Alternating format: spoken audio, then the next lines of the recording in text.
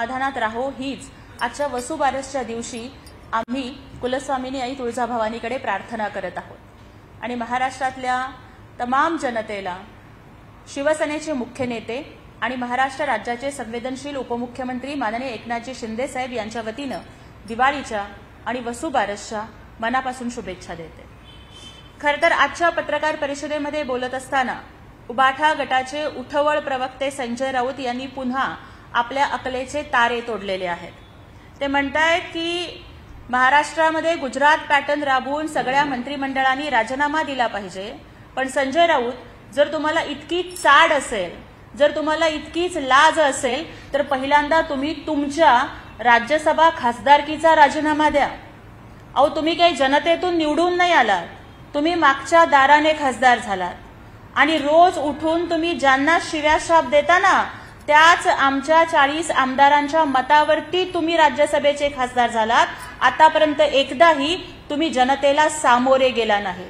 त्यामुळे तुमच्यामध्ये जर खरंच हिम्मत असेल तर तुम्ही तुमच्या राज्यसभा खासदारकीचा राजीनामा द्या आणि खासदार सोडा, आमदार सोडा, अहो साधे बीएमसीचे नगरसेवक म्हणून तरी निवडून येऊन दाखवा आणि त्याच्यानंतर तुम्ही दुसऱ्यांना सल्ले द्या। त्याचबरोबर आज त्यांनी असंही विधान केलं की येणारी दिवाळी ही बंधूंची, ठाकरे बंधूंचीच असणार आहे। दोन बंधूंच्या मध्ये जर मनोमिलन होत असेल तर त्याला आमच्या शुभेच्छाच आहेत, परंतु 2008 पासून तुमची भाऊबंदकी ही संपूर्ण महाराष्ट्राने बघितलेली आहे आणि या वर्षीच्या निवडणुकांच्या मध्ये लाडक्या बहिणींचं, लाडक्या भावावरचं प्रेम सुद्धा सगळ्या महाराष्ट्राने बघितलेलं आहे।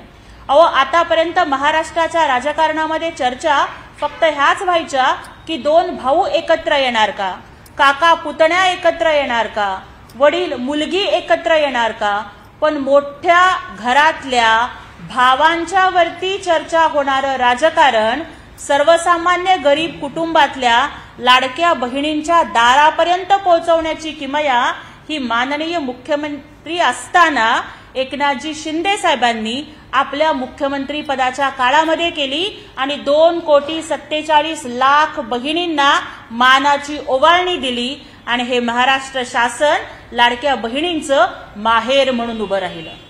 काही लोक आपल्या सख्या भावाचे झाले नाहीत, काही लोक आपल्या चुलत भावाचे झाले नाहीत, काही लोकांनी आपल्या वडिलांच्या प्रॉपर्टीवरून सगळ्या कुटुंबाशी उभा धावा घेतला, काही लोकांनी आपल्या सख्या भावाला घराबाहेर काढलं, चुलत भावाला पक्षाबाहेर काढलं, पण ज्यांच्याशी कुठलंही रक्ताचं नातं नाहीये अशा बहिणींना सुद्धा 2,47,00,000 बहिणींना लाडकी बहीण म्हणण्याचं मोठं मन हे एकनाथजी शिंदे साहेबांनी दाखवलं।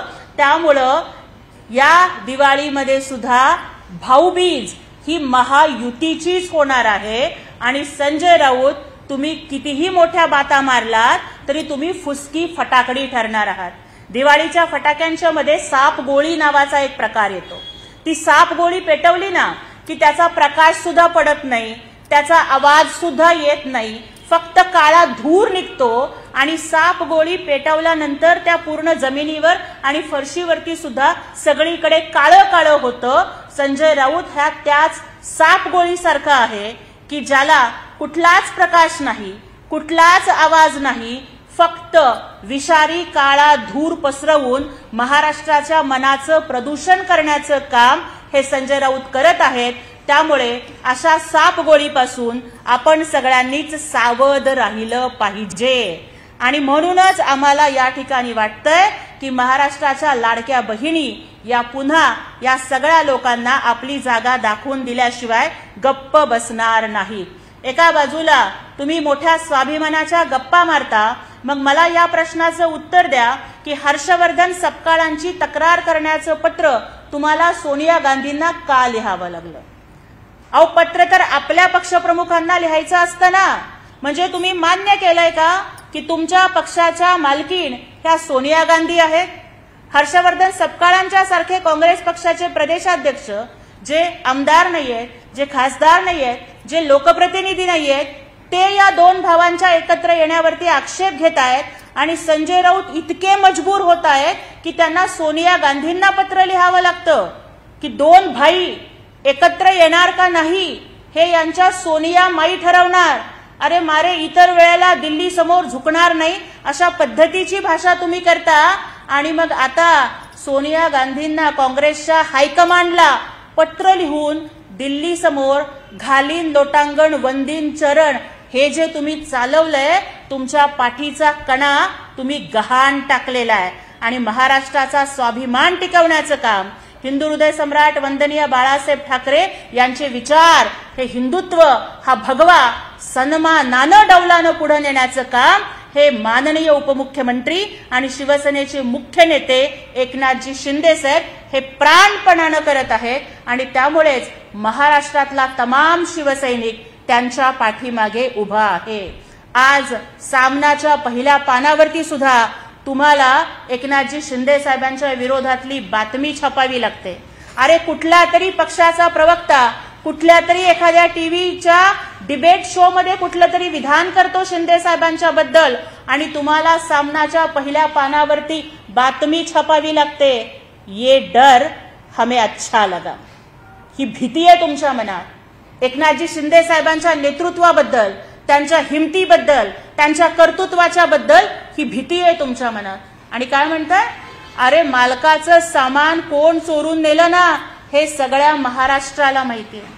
काय होतं की ज्या वेळेला मालकाच्या पोटी पैदा झालेली कार्टी ही कपाळ करंटी निघतात ना, तेव्हा सेवकाला मालकाचं घर, मालकाचं तत्व, मालकाचं सत्व आणि हिंदुत्व जपण्यासाठी पुढे यावं लागतं.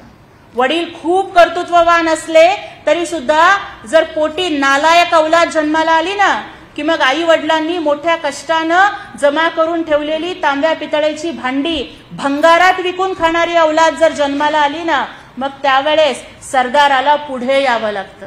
आणि हिंदू हृदय सम्राट वंदनीय बाळासाहेब ठाकरेंची तत्व, त्यांचं हिंदुत्व तुम्ही काँग्रेसच्या पायाशी गहाण टाकलत. हिंदू हृदय सम्राट बाळासाहेब ठाकरेंनी मोठ्या प्राणपणाने जपलेला धनुष्यबाण तुम्ही काँग्रेसकडे गहाण टाकलात. आणि म्हणून तुम्ही भंगारात टाकलेली तत्व वाचवण्यासाठी एकनाथ शिंदे साहेबांसारखा अंगार जन्माला आला. या अंगाराच्या नादाला लागू नका, नाहीतर जळून खाक व्हाल. कारण या आमच्या लाडक्या भावाच्या पाठीशी महाराष्ट्रातल्या कोट्यावधी लाडक्या बहिणींचे आशीर्वाद आहेत. माननीय उपमुख्यमंत्री एकनाथजी शिंदे साहेबांनी आपल्या मुख्यमंत्री पदाचा आणि उपमुख्यमंत्री पदाचा पूर्ण कार्यकाळ हा जनहिताचे निर्णय घेण्यासाठी लावलाय. शेतकऱ्यांच्यासाठी उभं राहणं असेल, कामगारांच्यासाठी उभं राहणं असेल, मराठी माणसासाठी मुंबईमध्ये हक्काची घरं बांधणं असेल, या सगळ्या गोष्टीतून त्यांनी आपलं दातृत्व, आपलं कर्तृत्व आणि आपलं नेतृत्व हे सिद्ध केलंय. त्यामुळे तुमची बेताल बडबड कितीही सुरू राहिली तरी महाराष्ट्राची जनता तुम्हाला किंमत देणार नाही. आणि आता काँग्रेसनी सुद्धा तुम्हाला दाखवून दिलेलं आहे की दाराबाहेरच्या पाय पुसण्या एवढी सुद्धा किंमत ते तुमच्या पत्राला देत नाहीत.